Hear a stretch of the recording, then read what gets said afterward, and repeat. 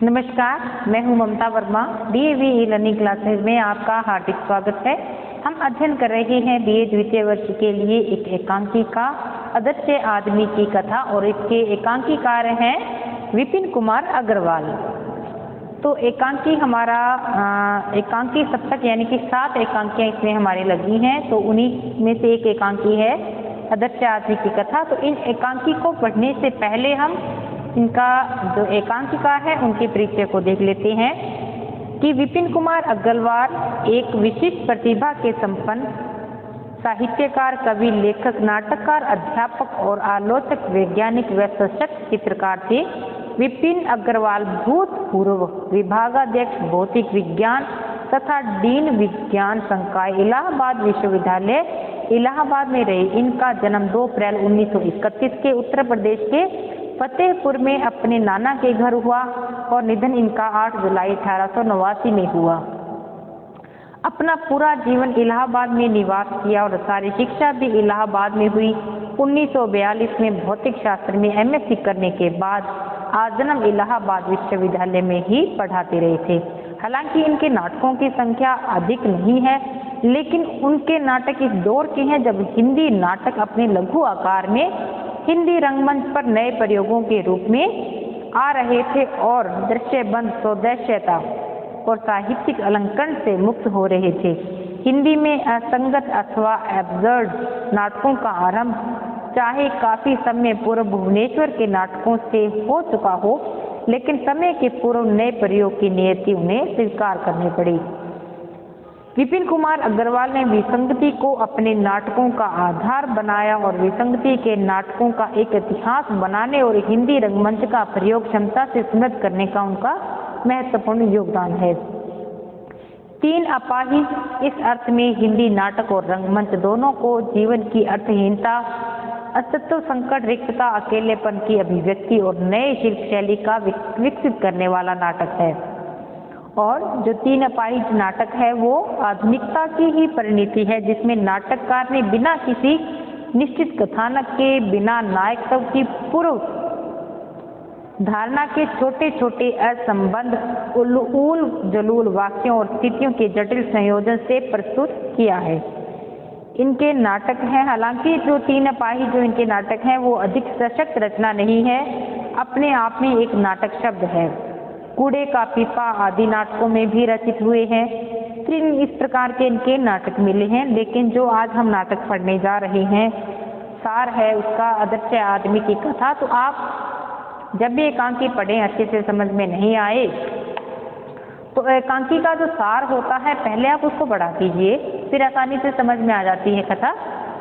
नाटक के क्षेत्र में एब्सर्ड नाटक नवीनतम धारा है। एब्सर्ड का अर्थ क्या होता है?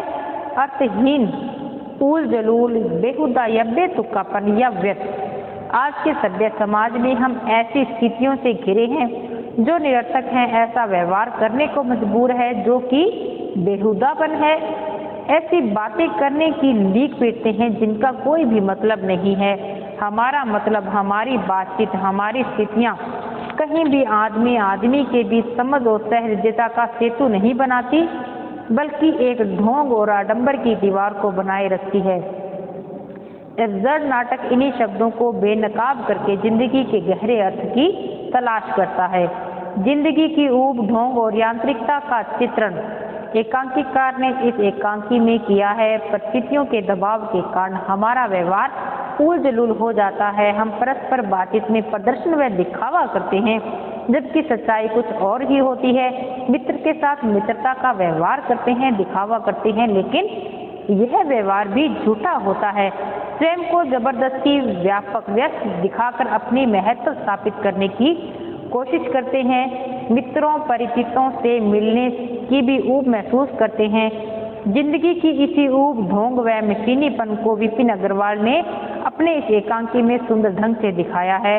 मोती धीरज इसके पात्र हैं, उस समय तक नहीं पहचानता जब तक कि पूरी तरह से आमने सामने नहीं आ जाता। वह मित्र को देखकर भी अनदेखा करता है। जब तक करता है इधर उधर शब्द का दोहराकर लेखक बताना चाहता है कि उसकी बातें एकदम बेकार और बेमतलब है वे उन्हीं बातों को दोहरा रहे हैं, हेर फेर करके गहरे अर्थ निकाल रहे हैं, अपनी अपनी सूझबूझ से एक दूसरे को आतंकित कर रहे हैं। फिर उसमें राम और सीता का प्रवेश होता है, यानी कि एकांकी के ये भी पात्र हैं। वही नीरस कुल फिर दोहराया जाता है। राम एक लेखक हैं और धीरज राम से उसकी किताबों के बारे में पूछता है। उसी के समांतर ही जो राधा है, राधा और सीता आपस में बच्चों के बारे में पूछती हैं। नाटककार ने इन चारों की बातों को इतनी कुशलता से रखी हैं कि एक दूसरे को काटती नहीं है। इन लोगों के लिए रचनाएं, पुस्तकें, बच्चे, साग सब्जी सभी एक हैं, कोई फर्क नहीं पड़ता। ढोंग और आगे बढ़ता है। हिंदी के हिमायती अंग्रेजी स्कूलों में बच्चे पढ़ते हैं, अंग्रेजी अखबारों में लिखते हैं। इस तरह के विरोधाभास को और विसंगति को लेखक ने चित्रित किया है, यानी कि एक जिनको हम कहते हैं कि औपचारिकता केवल दिखाई गई है। और इस नाटक का जो मुख्य पात्र है वो है अदृश्य आदमी। इसी में जो ये एकांकी जो चलेगी अदृश्य आदमी की कथा, तो इसमें मुख्य पात्र क्या है, राम सीता दिखाते हैं और इसमें राधा दिखाते हैं, धीरज दिखाते हैं, मोती है। ये 5-6 पात्र इसमें दिखाए गए हैं, लेकिन इसमें एक पात्र ऐसा बैठा है जो कि अदृश्य है।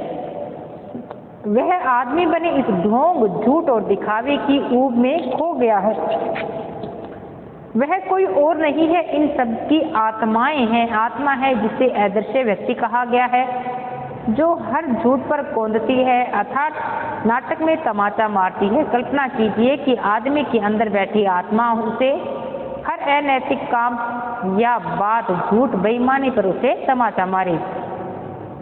एकांकी में मोती कहता है कि मैं हमेशा सच बोलता हूँ, तो मोती के एक चांटा बढ़ जाता है, यानी कि उसकी आत्मा उसे चांटा जड़ देती है। फिर धीरज कहता है कि मैं बहुत उदार हूँ, तभी एक तमाचा पड़ता है। बच्चों के भविष्य के नाम पर राम और सीता अपने अहंकार की तरक्की की और बात को ढंगते हैं और तमाचा पड़ता है। और अंत में मोती के मुंह से क्या निकलता है, मैं निकलता है, तो तमाचा पड़ता है। यानी कि झूठ और दिखावे, ढोंग और निरर्थकता में आदमी का मैं और अपना निजी व्यक्तित्व नहीं रह गया है। वह मैं भी झूठ है, किसी और का ओढ़ा हुआ, उधार लिया हुआ व्यक्तित्व है। यानी कि हम अपने आप जो है वो प्रदर्शित नहीं करते, बल्कि जो किसी ने और किसी का व्यक्तित्व है हम उसी को धारण करते हुए बात कहते हैं। तो वही अदृश्य जो आदमी है वो एक चांटा जड़ देता है। यह सारी बेहुदा स्थिति जब राष्ट्रीय स्तर पर फैला दी जाती है, तब झूठ अपने से उठकर आपसी व्यवहार में, राष्ट्र की बोली में जा बैठता है। तो यह आत्मा या अपना सत्य खुद को ही चांटा मारकर आत्महत्या कर लेता है। ऊपर से असंगत, उखड़ा हुआ, ऊल जलूल लगने वाला यह एकांकी हिंदी के नवीनतम नाट्य लेखन का सशक्त नमूना है, क्योंकि एक नया प्रकार इसमें दिखाया गया है। बात को कितने गहरे, सार्थक और प्रतीकात्मक ढंग से कहा जा सकता है, यही इस नाटक की सफलता है। एक हरे भावुकत और घटनाओं से भरे नाटकों की तुलना में कहीं अधिक नाटकीय, सार्थक और प्रभावशाली रचना है। इतनी गंभीरता क्लिष्ट शब्दों या झलकदार मोड़ों की नहीं, पूरी स्थिति के संकट की तलबेली गंभीरता है। बड़ी सहजता के साथ एकांकीकार ने गंभीर संकेत करते हुए बताया है कि अगर हमारी आत्मा जीवित है तो प्रत्येक गलत बात पर व्यक्ति को अवश्य अधिकारती है। बेशक आत्मा को जीवित रखने व उसकी बात सुनने से कई समस्याएं हमारी है वो हल हो सकती है, यही इसमें दिखाया गया है। फिर हमें बात समझ में आ गई है कि हम किस प्रकार से दिखावा करते हैं जो कि हम वास्तविक नहीं होते हैं। अदृश्य आदमी क्या है इसमें, कि जो हम नहीं है वो हम बातें करते हैं, तो वही हमारा एक अदृश्य आदमी है वो चांटा कर देता है। इसमें 5 पात्र हैं, मोती और धीरज की प्रारंभिक बातें हैं, उसके बाद सीता है, राम है और राधा है। ये 5 पात्र इस एकांकी में दिखाए गए हैं कि ऐसा दिखाया गया है कि पहली जो एक एकांकी वैसे होता क्या है, नाटक का ही एक छोटा रूप। कथा पूरी होती है जैसे नाटक में कई अंक होते हैं, 3 है, 4 है, 5 अंक हैं, लेकिन इसमें केवल 1 अंक होता है। उसमें सभी अंकों से गुजरती हुई कथा है वो संपूर्ण होती है, बल्कि एकांकी में अनावश्यक इसका वातावरण का विस्तार नहीं होता, लेकिन कथा बिल्कुल जिसको हम कहें कि कम टू द पॉइंट वो चलती है, उसी में ही समाप्त हो जाती है। इसमें दिखाया गया है कि एक मामूली सा नया बना हुआ दूसरी मंजिल का इसमें घर दिखाया गया है। देखने से लगता है कि बड़ी इमारत है, लेकिन है नहीं, और बहुत सी पंक्ति में बने हुए घरों में से एक है। सामने तीनों ओर लकड़ी की रेलिंग दिखाई गई है। सीढ़ी वाला दरवाजा हमेशा खुला रहता है और बीच वाला दरवाजा हमेशा उंडा हुआ। आज शाम का समय है। धीरज है जो कि 30 वर्ष का एक गोरा व्यक्ति है, जो कि मोटा चश्मा लगाए हुए है और दार्शनिक शक्ल का है। सीढ़ियों वाले दरवाजे से खाली बारजे पर आता है और आखिर वह सीधे सीधे चलता है जब तक कि रेलिंग से टकरा नहीं जाता। सामने गिरते गिरते बसता है, पर संतुलन पुनः प्राप्त कर लेने के बाद बजाय घबराने के वह अधिक खुश दिखाई देता है। सीढ़ियां वाले दरवाजे पर वापस जाकर वहां पर किनकर 2 कदम आगे रखता है। भीतर वाले दरवाजे के बिल्कुल ठीक सामने पहुंचता है और सामने जो लटकी हुई कुंडी को एक बार में उठाकर बिना बजाए ही वापस संभाल कर छोड़ देता है। ऊपर से नीचे तक उंगली से दरवाजा टटोलता है कि कहीं इसके दरवाजा नहीं दिखाई देता है, मानो ऐसा लगता है कि कुछ वो ढूंढ रहा हो। फिर कुछ देर ऊपर नीचे ढूंढने के बाद वह उंगली उसके दरवाजे की छेद में चली जाती है और खुश होकर कहती है कि यही है।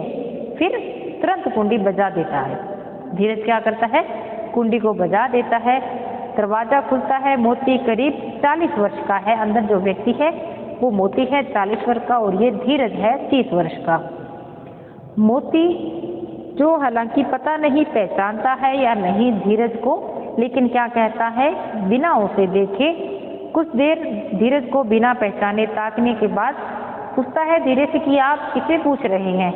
धीरज कहता है, अरे क्या कर रहे हो मोती, मैं तो धीरज हूँ, धीरज। फिर न समझने का सिर हिलाता है, तुम्हें कैसे मालूम कि ये मोती का घर है। मोती बड़ा नाराज होता है कि तुम्हें कैसे पता कि ये मोती का घर है। फिर धीरज ने कहता कि मैंने 2 कदम सामने रखे थे, 3 कदम इधर, ये तुम्हारा घर है। लेकिन क्या तुमने तीसरे कदम पर रखी हुई कुर्सी पर बैठ के देखा था ये लंगड़ी है नहीं, क्योंकि मेरे गेट के आगे वो कुर्सी बनी रहती है। फिर धीरज कुछ पकाता है, तुम्हें कैसे मालूम कि कुर्सी पर मैंने देखा नहीं। मोती कहता है कि मैं दरवाजे के छेद से देख रहा था, ऐसे से लाइन में छेद भी हैं। 17 घरों के आगे 2-3 कदम कुर्सी भी है। कुछ एक ही मकान है, इसमें 3 कदम पर एक लंगड़ी कुर्सी रखी है और दरवाजे में एक छेद भी है। पर धीरज कहता है, पर मोती कहता है कि नहीं, मैं इन मामलों में बहस नहीं करता। हम विदेशियों से अच्छी बातें लेते हैं और बुरी छोड़ देते हैं। उस जितने नंबर तुम्हें दिया गया है तो तुम मुझे बता दो। फिर धीरज है वो वापस सीढ़ी वाले दरवाजे पर वापस आता है। वही अपने कदमों को छड़ी को ढूंढकर उसी दरवाजे पर पहुंचता है। फिर मोती उस समय उसी दरवाजे को खोलता है। फिर कहता है, धीरज को बड़े आश्चर्य से देखता है और खुशी से कहता है कि वाह भाई धीरज, तुम आज हमारे घर आए हो, बताओ क्या हाल चाल है। फिर दोनों में एक वार्तालाप चल पड़ती है, स्वाभाविक सी। मोती ऐसे एक धीरज और मोती की वार्तालाप दिखाई गई है, ना इधर गया ना उधर गया, ऐसी बातें चलती रहती हैं। लेकिन इसमें क्या है कि मोती है ऐसे तन कर बैठता है, बातों बातों में कहता है कि मैं हमेशा सच बोलता हूँ। अंतिम 3 शब्दों के निकलते ही एक अदृश्य आदमी है उसके तमाचा जड़ देता है। वह आराम से जिधर आया था उधर चला जाता है और मोती अपनी गाल को सहलाता है कि मुझे तमाचा किसने मारा है, क्या हुआ। वो मोती कहता है कि मुझे किसने तमाचा मारा है, और देखता है कि किसने मारा है। अरे इधर तुम्हारे किसने चांटा मार दिया। उन दोनों को हैरानी होती है। फिर इधर उधर देखता है, कोई नहीं देखता, कोई नहीं आया था। फिर जाहिर सी बात है कि किसी ने नहीं मारा, क्योंकि तुम आमने सामने बैठे थे। फिर आया जिसने। फिर धीरज कहता है, कोई नहीं आया, मैंने नहीं मारा। तो तमाचा पूरी तरह से परिभाषित नहीं होता है, इसलिए तमाचा नहीं लगा। धीरज फिर कहता है कि ऐसे लगने को तो रोज तमाचे लगते हैं, उन्हें नहीं पता चलता कि तुम इतने पाप सजग हो, तमाचा लगा भी नहीं। हालांकि मोती कहता है कि मुझे तमाचा लगा है, लेकिन मानता नहीं है। फिर अच्छा एक व्यक्ति और आ जाता है। अच्छा व्यक्ति फिर आ जाता है, धीरज के बगल में खड़ा हो जाता है। धीरज क्या कहता है कि अगर मुझे ऐसा तमाचा पड़ता तो मैं दूसरी गाल आगे करता, तो लेकिन इतनी देर में ही अदृश्य आदमी है वो आ जाता है। लेकिन जैसे ही धीरज एक बात कहता है कि मैं उदार हूँ बात करते करते, तो इतनी देर में ही धीरज के भी एक चांटा पड़ता है जोर से, वही अदृश्य आदमी है और वो आ जाता है। इतनी देर में कुछ घर में और आते हैं, राम और सीता आते हैं, राधा उसके घर में है, तो उनका भी थोड़ा एक जो एक स्वाभाविक से वार्तालाप है वो चलती रहती है। महिलाएं हैं सीता और राधा, ये दोनों वार्तालाप करती हैं। उधर राम और धीरज हैं, वो वार्तालाप करते हैं, बिल्कुल एक जैसी, इनको बातें काटती भी नहीं है। राधा कहती है मोती से कि इन सब का मुझे परिचय करवा दीजिए। तो वो कहती हैं, मोती इनका परिचय देता है कि आप राम के लिए धीरज की ओर इशारा करके कहते हैं कि ये धीरज है, ये कॉलेज में दर्शन के प्रोफेसर हैं, उसे डांस के रचयिता। आदमी की बनावट ऐसी है कि एक समय या तो वह काम कर सकता है या वह सो सकता है। आप श्री राम लेखक हैं, अंग्रेजी हटाने और हिंदी रखने की समिति के अध्यक्ष हैं। इतनी कम उम्र में सीता की ओर इशारा करके आप हैं श्रीमती राम और हमारे बीच बैठी हैं सीता जी। फिर धीरज राम से कहता है कि अच्छा आप लेखक हैं, आपने कितनी किताबें लिखी हैं। धीरज राम से बात करता है कि अच्छा आप लेखक हैं, आपने कितनी किताबें लिखी है। उधर राधा पूछती है सीता से कि तुम्हारे कितने बच्चे हैं। राम भी कहता है 2 और सीता कहती है 3। सीता बच्चों के बारे में बताती है 3 और राम किताब के बारे में बताता है कि 2 लिखी है। फिर धीरज पूछता है राम से कविताएं हैं या उपन्यास। फिर राधा सीता से पूछती है लड़का है या लड़कियां, मतलब सेम प्रश्न साथ ही खड़े होते हैं। फिर राम कहता है एक कविता संग्रह लिखा है और एक उपन्यास लिखा है। सीता कहती है 1 लड़का 2 लड़कियां। धीरज तारीफ की मुद्रा में कहते हैं कि बहुत खूब, दोनों लिख लेते हैं आप। राधा भी प्रसन्न होकर कहती है बड़ी भाग्यवान हो तुम। धीरज पूछता है नाम क्या है, बच्चों के पूछता है राम को, और राधा भी पूछती है सीता से बच्चों के नाम क्या है। वो क्या कहती है, राम तो कहता है मुन्नी और उपन्यास का नाम लल्ला। सीता कहती है लड़के का पथिक, लड़कियों का भूली और भटकी। तो धीरज वो चारों ओर से कितने पारिवारिक नाम है। मैंने सुना है कि भाई साहित्य का विशेषज्ञ है, नई कविता परिवार के निकट आ गई है। उधर राधा कहती है कि बड़े ही साहित्यिक नाम रखे हैं, आजकल जो परिवार हैं वो साहित्य के बिल्कुल नजदीक आ गए हैं। तो एक औपचारिकता उनके बीच में ऐसी चलती रहती है, बात कटती नहीं है। फिर कहते हैं कि आप गृहिणी होकर ये काम कर लेती हैं, वो उपन्यासकार होकर आप इतना कर कैसे लगते हैं। तो राम और सीता इकट्ठे बोलते हैं कि सब हो जाता है। मतलब यही एक वार्तालाप उनके बीच में चलती रहती है। फिर राम कहते हैं क्या करें, देश के भविष्य का सवाल है कि हमें ऐसा कुछ लिखना पड़ता है। सीता कहती है क्या करें, बच्चों के भविष्य का सवाल है कि हमें बच्चों को अंग्रेजी स्कूल में डालना पड़ता है। फिर मोती हंसकर चांटे वाला फिर आ गया। राम और सीता जब ये बातें कर रहे हैं, अंतिम शब्दों के निकलते निकलते ही जो अदृश्य आदमी था वो राम और सीता के फिर चांटे लगा देता है। यानी कि उनको कोई फिक्र नहीं है भविष्य की, लेकिन वो फिर भी वो बातें कर रहे हैं। फिर मोती कहता है हंसकर चांटे वाला फिर आ गया लगता है। राम और सीता उठकर जाते हैं कि यह क्या बदतमीजी है कि हमारे चांटे किसने मारे थे। फिर राधा हमारे घर में मेहमान को कोई नहीं मार सकता, हमें अपनी आन बान में रखते हैं, लेकिन न जाने आपको किसने मारा है हमें नहीं मालूम। फिर राम सीढ़ियों की तरफ जाते हुए अब मर्यादा कहीं नहीं रह गई है, मैं ऐसा वैसा कुछ नहीं हूँ, मैं राम हूँ राम। वो चांटे लगने का काम सहज रूप से ठीक समय करता है। फिर अदृश्य आदमी फिर राम के एक चांटा लगा देता है। राम सीढ़ियों पर उतर जाते हैं, उनके पीछे जाती है। सीता कहती है कि मैं भी कोई ऐसी वैसी स्त्री नहीं हूँ, मैं भी सीता हूँ। फिर जो अदृश्य आदमी है वो सीता के चांटा लगा देता है। यानी कि जो उन्होंने कही वो वास्तविकता नहीं कही थी और उनके जो आत्मा है वही उनके चांटा लगाती है। फिर राधा क्या कहती है कि मैं इस घर में पल भर भी नहीं रह सकती, याद रखो मैं भी राधा हूँ राधा। और उसको भी चांटा पड़ जाता है। इसी प्रकार अदृश्य व्यक्ति है वो राधा के चांटा लगाता है और राधा कमरे में चली जाती है।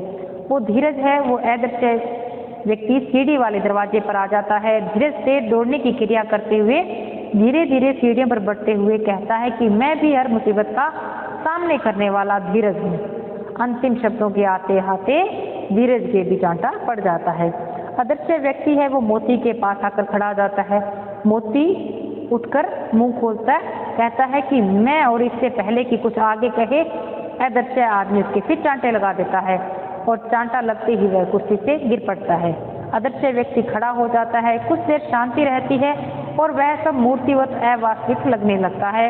एक कुत्ते की बोलने की आवाज़ आती है, रेडियो बोलता है और ऐसे ऐसे करके गाना चलता है और ये एकांकी है वहीं समाप्त हो जाती है। यानी कि इसमें अदृश्य आदमी की कथा की व्यक्ति इतना अपने व्यक्तित्व को छुपाता है कि उस अदृश्य जो आदमी है उसका आत्मा है वो ही मर जाती है। इसमें यही चीज़ दिखाई गई है। अच्छी एकांकी है, इसको पढ़कर देखना आप। तो आज के लिए इतना ही, मिलते हैं अगली क्लास में नए टॉपिक के साथ। तब तक के लिए धन्यवाद।